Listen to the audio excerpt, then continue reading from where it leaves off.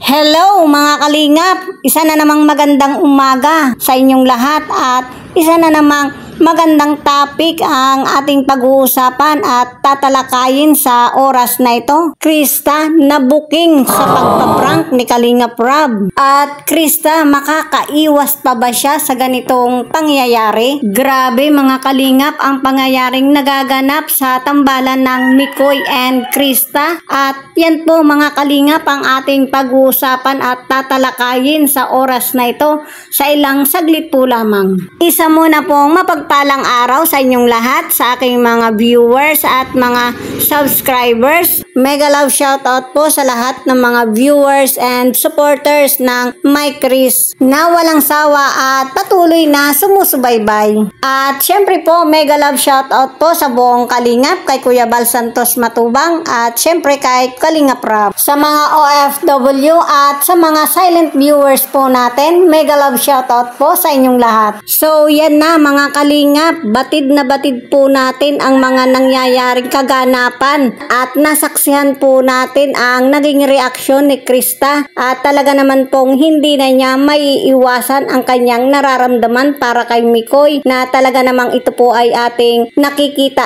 at nararamdaman. At kahit po tayo ay isang viewers, sa nakikita po nating pangyayari ay talagang hindi po natin maiiwasang maramdaman ang nararamdaman ni Krista. At ganyan naman po talaga kapag umiibig. Di ba? Ganyan ba kayo mga kalingap? Tuwang-tuwa ako mga kalingap kapag pinapanood ko ang bidyong ito.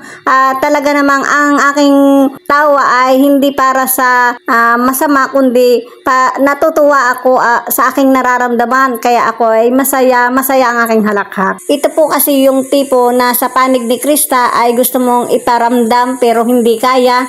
Gusto mong ipakita pero hindi magawa.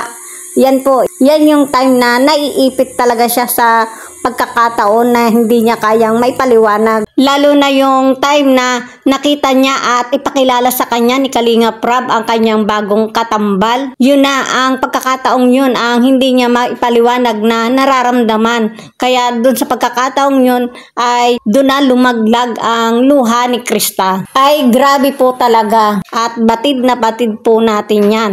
Ganyan talaga kapag napamahal ka sa isang tao. At kapag nawala naman ito, dun lang natin mararamdaman ang kanyang kahalagahan. At para naman po sa akin ay mahalaga ang aking mga subscriber. Kaya naman maraming salamat po sa inyo. At kung bago pa lang po kayo sa aking munting YouTube channel, huwag na po kayong mahiyang mag-subscribe and touch the notification bell. Thank you so much mga kalingap. So yun nga po, nung time na yun ay nagawa ring ipaglaban si Mikoy. At yan po ang ginawa ni Krista kay Kalingap Rob. Ipinaglaban niya ito na kung bakit papalitan si Mikoy. Pero wala siyang nagawa kasi utos ito ni Kalingap Rob.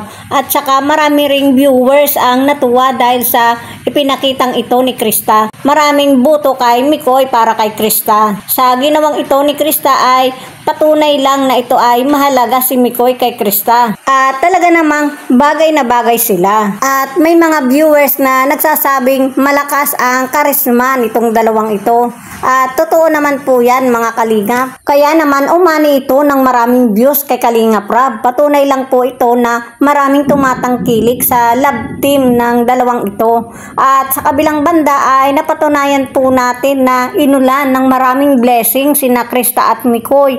Yes po mga kalingap, maraming sponsor po ang nagpadala ng mga blessing. Congrats Mikoy and Krista. At ang mga ito po ay talagang mga bigatin, ika nga. Dahil super support po talaga ang mga ito sa love team ng dalawang ito. At napakabait namang bata itong si Krista at si Mikoy. Wala silang masamang ipinakita. So deserve po nila ang ganitong blessing. And I'm sure na masigit pa sa riyan ang darating na mga blessing kay Mikoy at kay Krista. At hindi lang po yan mga kalingap, malay po natin dumating na ang pabahay para kay Krista. Wow, grabe, abangan po natin yan. So shout out po sa mga supporters ng My Chris. God bless po. So yan po mga kalingap, hanggang dyan po muna ang aking update mula po sa love team ng Mike Chris. Muli, kung bago pa lang po kayo sa aking munting YouTube channel, mag-subscribe na and touch the notification bell. Thank you for watching. Thank you so much and God bless us.